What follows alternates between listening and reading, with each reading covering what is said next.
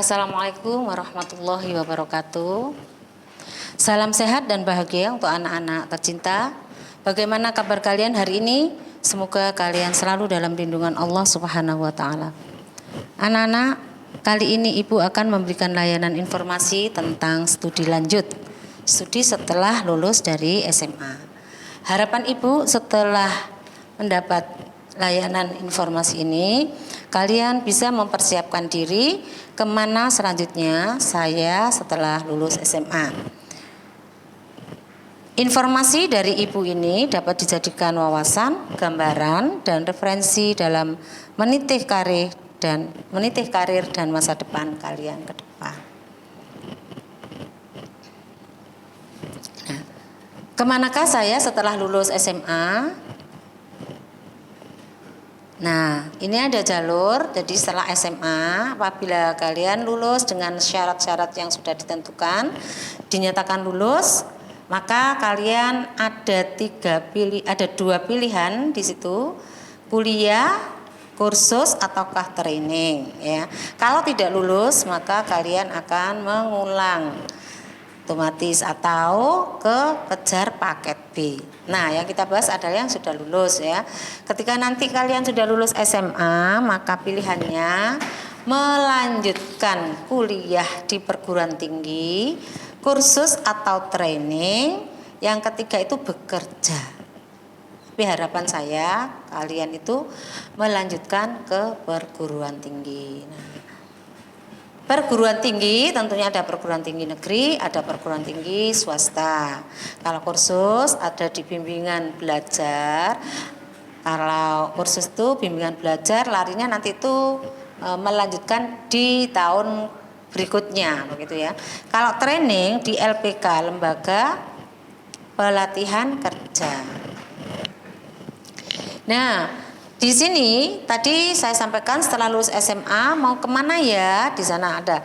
Kalau SMA kuliah, maka yang perlu kalian persiapkan adalah kuliah di perguruan tinggi negeri harapannya ya. Yang pertama kalian perlu tahu adalah di perguruan tinggi itu seperti apa sih? Jurusan-jurusannya seperti apa? Nah, di situ ada ilmu sains, ada ilmu teknik, ada ilmu ekonomi, ilmu sosial, ilmu pertanian, kesehatan, dan ilmu-ilmu lainnya. Yang di SMA itu sudah biasa ada jurusan-jurusan IPA, IPS, dan bahasa. Untuk anak IPS itu hampir sama prodi-prodi yang bisa dipilih nanti di perguruan tinggi dengan anak jurusan bahasa. Kalau anak-anak IPA biasanya itu ilmu-ilmu sains, teknik, dan kesehatan ya. Seperti itu. Kemudian kalau kursus atau training itu tujuannya nanti bekerja. Pada hakikatnya dari perguruan tinggi itu pun juga kedepannya itu dunia kerja atau dunia usaha yang disebut dengan karir ya. Tadi sudah saya sampaikan kalau setelah lulus SMA misalnya mau kuliah, ada beberapa pertanyaan apabila kamu memilih yang kuliah, ya. Apa yang perlu dipersiapkan di situ? Nah, kalian harus tahu apa program studi yang akan kamu inginkan, yang akan kamu masuki atau akan kamu ambil di perguruan tinggi. Yaitu pertanyaan yang pertama. Kemudian bagaimana prospek masa depan program studi tersebut? Di mana universitas, institut, atau sekolah tinggi, akademik, atau poltek yang ada program studi yang kamu inginkan. Di Surabaya kah, di Malang, di Jogja, di Bandung, atau di mana ya. Kemudian bagaimana langkah sukses menuju program studi itu. Bagaimana sukses tidak hanya di perguruan tinggi, menembusnya yang saya maksud ya. Bagaimana langkah sukses untuk menembus di perguruan tinggi yang kamu inginkan itu. Tentu anak-anak itu sebagian besar pastilah ingin ke perguruan tinggi negeri terlebih dahulu kan gitu ya. Nah, di situ perlu dipikirkan bagaimana ya cara menembusnya supaya saya sukses masuk di perguruan tinggi yang diinginkan atau perguruan tinggi idaman. Itu kalau melanjutkan atau kuliah. Nah, kalau mengikuti bimbel, kursus atau training, ada beberapa pertanyaan yang juga perlu dijawab di situ ya. Program apa yang dipilih atau bimbel apa yang ingin kamu tekuni? Kursus atau training di kemampuan apa, skill apa yang ingin kamu masuki itu ya. Bagaimana prospek masa depannya? Terus di manakah lembaga kursus training atau lembaga profesi itu berada? Lalu bagaimana kiat-kiat suksesnya untuk memasuki bimbel atau kursus atau training itu ya. Yang selanjutnya, untuk masuk dunia kerja, tadi kan ada 3 ya, kalau nggak kuliah ya kursus atau bimbel atau training, yang ketiga itu ke dunia kerja. Nah, kalau di dunia kerja ini pertanyaan yang perlu dijawab juga, di mana sumber informasi kerja? Bagaimana cara merespon informasi kerja? Terus apa yang harus dipersiapkan untuk memasuki dunia kerja? Lalu apa kiat sukses masuk dunia kerja dan bagaimana kiat sukses berkarir di dunia kerja? Ya, yang perlu difikirkan apabila kamu memilih ke dunia pekerjaan.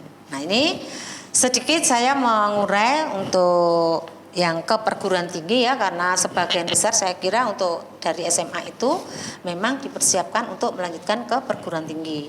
Apabila kalian ingin ke dunia kerja itu sebaiknya dulu tidak memilih ke SMA, tapi memilih ke SMK. Karena di sana skillnya sudah ada dan kamu siap diterjunkan di masyarakat atau di dunia kerja. Karena itu ini saya pilih panduan untuk studi lanjut ke perguruan tinggi, baik itu D1, D2, D3 ataupun S1. Mengapa harus studi lanjut atau kuliah? Nah, ini pertanyaannya. 1, agar memiliki wawasan yang lebih luas. Intinya kamu punya mindset yang lebih baik ya. Yang kedua, agar memiliki sikap dan mental yang baik pula, baik itu hard skill maupun soft skillnya. Kemudian yang ketiga, mudah dalam bekerja atau dalam membuka usaha yang lebih baik dan berkarir lebih cepat. Yang keempat, untuk mencapai kepuasan yang tidak dapat diukur oleh materi. Kadang-kadang kan kalau orang kuliah itu merasa bangga, merasa senang, orang tuanya itu merasa bangga punya anak kuliah, apalagi di perguruan tinggi yang sesuai dengan keinginannya. Oh, anakku sekolah kuliah di sini begitu ya. Kemudian untuk memperoleh kecukupan keuangan, baik dengan cara Anda bekerja maupun berwira swasta. Karena biasanya kalau orang yang lulusan dari perguruan tinggi atau yang ya paling enggak D2, D3 begitu ya, itu punya tempat yang lebih tinggi di perusahaan itu daripada yang hanya lulusan SMA begitu ya, tapi tidak selamanya. Misalnya contohnya kalau tetangga saya itu ya D2 itu masih bisa menjadi pengawas, sementara yang lulus dari SMA dia itu menjadi tenaga produksinya. Nah, itu gambaran saja. Berikutnya yang nomor 6, bisa aktualisasi di masyarakat, maksudnya punya kebanggaan ya. Yang nomor 7, mengapa harus kuliah itu, mengapa harus memiliki lingkungan atau komunitas yang sederajat, yang derajat keilmuannya sama atau lebih tinggi dari Anda. Itu ya. Mengapa harus studi lanjut, mengapa harus kuliah, itu salah satu jawabannya. Berikutnya, ada 2 jalur pendidikan dalam pendidikan tinggi, yaitu 1, pendidikan akademi, dan yang kedua pendidikan profesional atau biasa disebut dengan pendidikan profesi ya. Nah, pendidikan akademik adalah pendidikan tinggi yang diarahkan pada penguasaan ilmu pengetahuan dan pengembangannya dan lebih mengutamakan peningkatan mutu serta memperluas wawasan ilmu pengetahuan, baik itu S1, S2 ataupun S3. Untuk yang pendidikan profesi atau profesional, itu pendidikan tinggi yang diarahkan pada kesiapan keahlian tertentu serta menggunakan peningkatan kemampuan kerja serta aplikasi ilmu dan teknologi, baik itu D1, D2, D3, D4 atau spesialis. Jadi kalau misalnya D1 itu merujuk ke Poltek ya, D1, D2, D3, D4 itu merujuk ke Politeknik. Di situ ada profesinya ya, profesi memang. Kemudian yang merujuk ke S1 atau spesialis 1, spesialis 2 itu misalnya setelah menjadi dokter, maka dia mengambil setelah menjadi pendidikan dokter ya, maka dia akan mengambil profesinya sebagai dokter. Setelah itu baru spesialisasinya. Spesialisasi penyakit dalam atau paru atau spesialisasi penyakit dokter gigi anak, orang tua dan lain-lain. Itu ya. Nah, sekarang saya sampaikan bentuk-bentuk perguruan tinggi. Kita mengenal ada beberapa bentuk perguruan tinggi. Yang pertama itu universitas atau universitas. Adalah suatu perguruan tinggi yang menyelenggarakan program pendidikan akademik atau profesional yang beragam dan dikelompokkan dalam fakultas-fakultas. Jadi di dalam universitas itu ada bermacam-macam fakultas, ya, itu universitas. Beda lagi dengan institut. Jadi kalau misalnya Universitas Brawijaya, maka di situ terdiri dari fakultas ini, itu dan itu. Ya, jadi terdiri beberapa macam fakultas. Kalau itu universitas. Kalau institut, yaitu suatu perguruan tinggi yang menyelenggarakan program pendidikan akademi dan atau profesional dalam sekelompok disiplin ilmu pengetahuan atau teknologi dan atau kesenian yang sejenis ya. Jadi misalnya kalau ISI, contohnya ISI, Institut Seni Indonesia, itu hanya mempelajari tentang seni saja. Kalau dulu IKIP Surabaya, Institut Keguruan, nah maka dia hanya memproduksi satu disiplin ilmu, yaitu keguruan. Institut Teknologi, nah dia akan memproduksi satu disiplin ilmu tentang teknologi. Nanti teknologi apa? Teknik kimia, teknik perkapalan, teknik mesin, teknik apa, teknik seperti itu ya. Kemudian ada sekolah tinggi. Nah, suatu perguruan tinggi yang menyelenggarakan program pendidikan akademi dan atau profesional dalam lingkup satu disiplin ilmu tertentu. Nah, ini malah kalau sekolah tinggi ini hampir sama dengan institut, cuma kalau institut itu bermacam-macam kedisiplinan ilmunya ya. Misalnya teknologi itu macam-macam, teknologi apa. Tapi kalau sekolah tinggi itu satu, jadi misalnya kalau sekolah tinggi ilmu ekonomi yaitu ngurusi ekonomi saja. Sekolah tinggi ilmu STIS misalnya ya, STIS ya, ilmu statistik ya ngurusi statistik saja. Jadi satu disiplin ilmu saja. Kalau institut tadi sekelompok disiplin ilmu. Bisa ya bedakan ya. Yang selanjutnya itu akademi. Suatu perguruan tinggi yang menyelenggarakan program pendidikan profesional dalam satu cabang atau sebagian cabang ilmu pengetahuan, teknologi atau kesenian tertentu. Nah ini kalau akademi itu waktunya yang berbeda ya. Jadi biasanya kalau akademi itu waktunya 3 tahun. Atau bisa 4 tahun ya. Menyelenggarakan program pendidikan profesional dalam satu cabang atau sebagian cabang ilmu pengetahuan atau teknologi. Misalnya Akademi Angkatan Laut. Nah, di situ nanti Akademi Angkatan Laut itu memproduksi perwira Angkatan Laut. Yang kelima itu Politeknik. Suatu perguruan tinggi yang menyelenggarakan program pendidikan profesional dalam satu cabang dalam sejumlah bidang pengetahuan khusus. Bedanya dengan akademi, Politeknik memberikan porsi lebih besar pada praktek. Jadi kalau dilihat perbedaannya itu hanya pada skillnya. Kalau Politeknik itu 75% praktek, 25% teori. Kalau akademi bedanya 75 teori, 25 praktek gitu ya. Nah, sekarang perguruan tinggi itu ada bermacam-macam. Ada perguruan tinggi yang dikelola oleh pemerintah dan ada perguruan tinggi yang dikelola oleh yayasan atau oleh suatu perkumpulan tertentu ya. Jadi Ada universitas, ada institut, ada sekolah tinggi, ada akademi, ada politeknik, ini juga ada yang negeri. Nanti juga ada yang swasta. Ini ya, ini yang saya contohkan, yang negeri ya. Ada UNJ, ada kalau institutnya ada ITB, IPB, ITS dan lain-lain ya. Nah, ini yang dikelola oleh grup, individu atau yayasan atau kelompok tertentu itu perguruan tinggi swasta. Ada universitas, ada institut, ada sekolah tinggi, ada akademi, ada politeknik. Ini contohnya ya. Nah, sekarang saya sampaikan gelar dan sebutan untuk lulusan perguruan tinggi. Untuk gelar ada 3 macam. Untuk gelar akademik, gelar profesional, dan gelar profesi.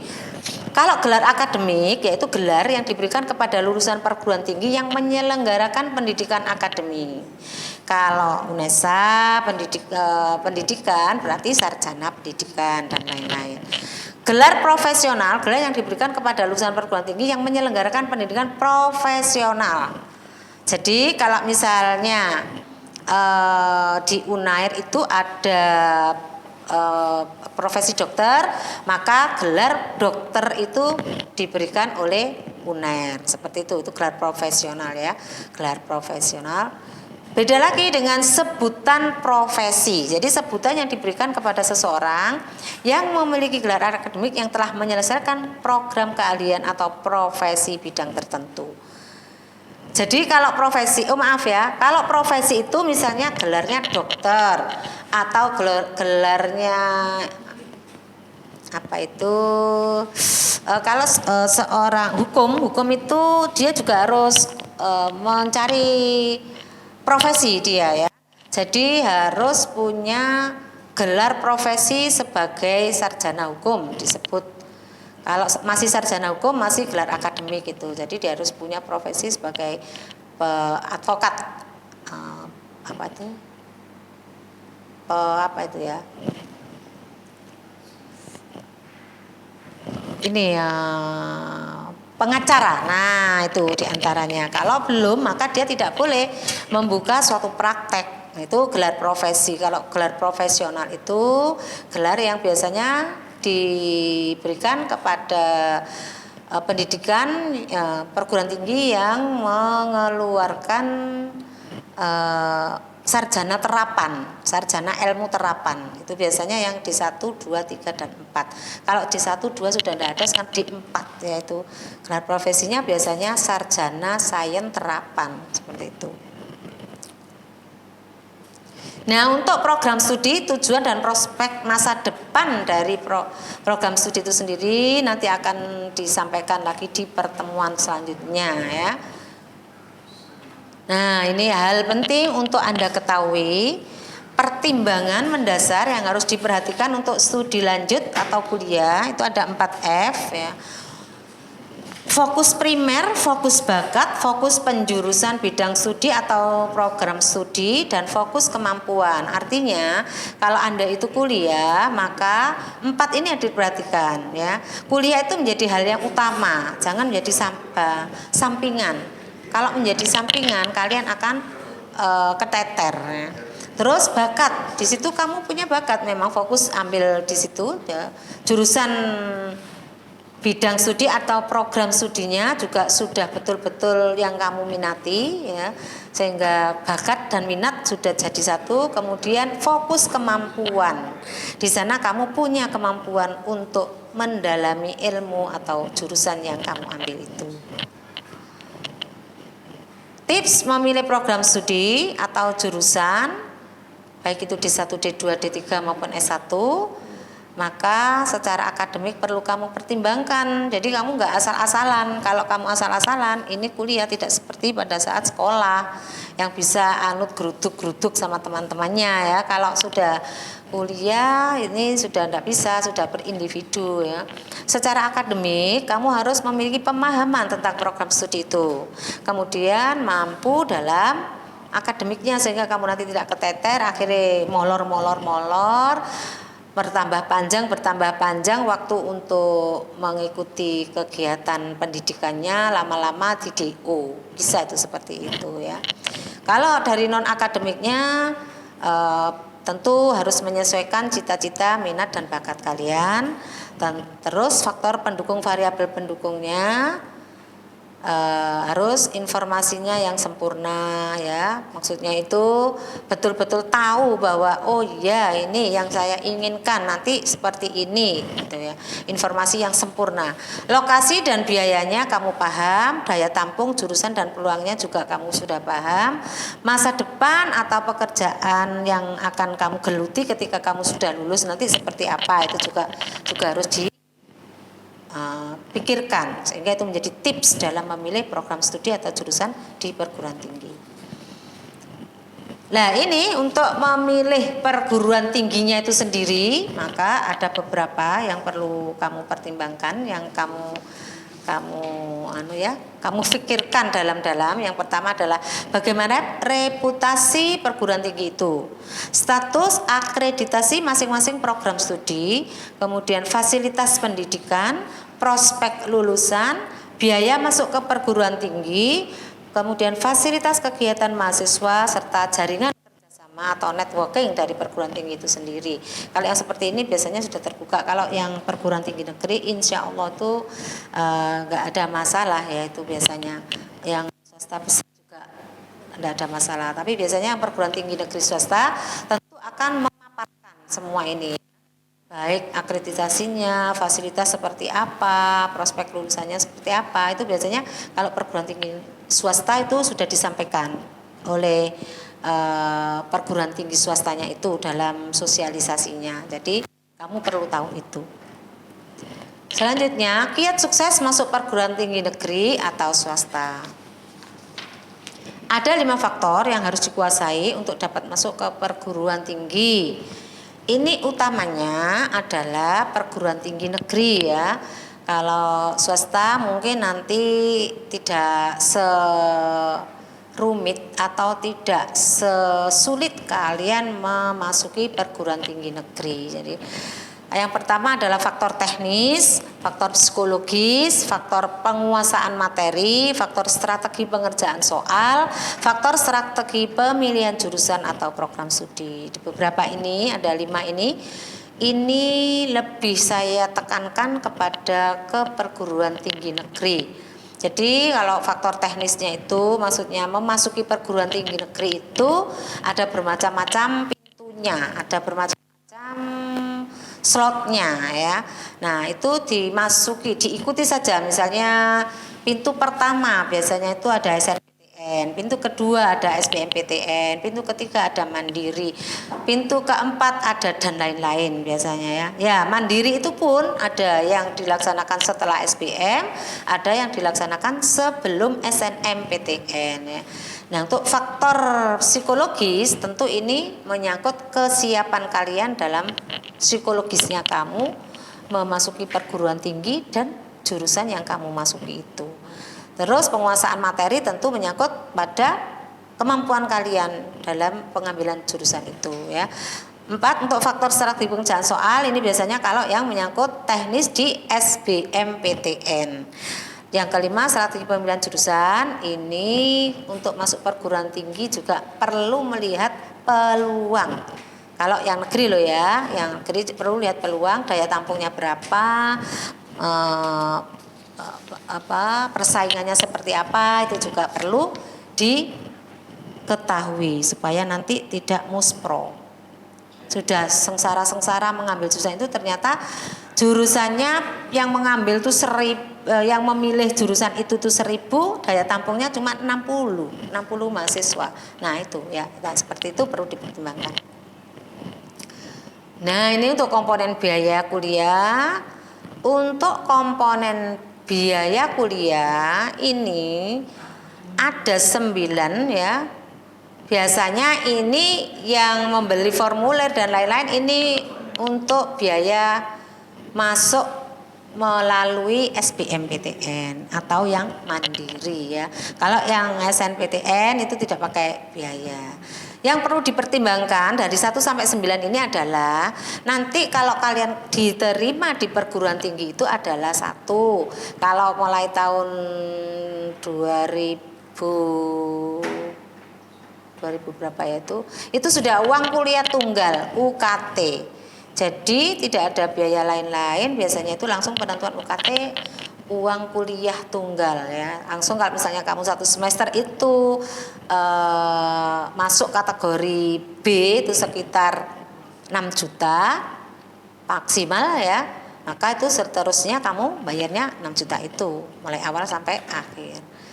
Ya, kalau dulu ada biaya insidental. Kemudian yang perlu diperhatikan juga biaya indekosnya. Kalau misalnya kamu ada di Malang, ada di Surabaya, ada di Jakarta, ada di NTT, itu biaya indekosnya kan beda-beda.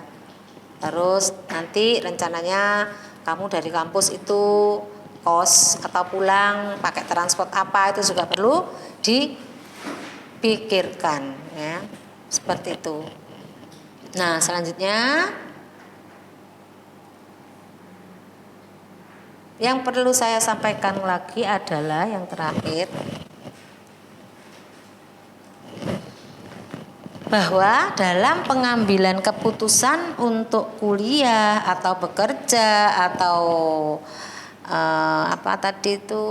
masuk bimbel atau training atau LPK tadi ya, itu kamu harus selalu berdiskusi dengan orang tua. Tetapi kalau saya sebagai guru BK menyarankan bahwa kalau kalian sudah lulus SMA, setidak-tidaknya itu kamu masuk ke training atau LPK, lembaga pelatihan kerja, supaya kalian punya tempat yang lebih tinggi di suatu perusahaan ya. Karena hanya lulusan SMA saja, saya tadi sudah mengatakan, hanya mendapatkan tempat sebagai tenaga produksi di suatu perusahaan ya. Itu.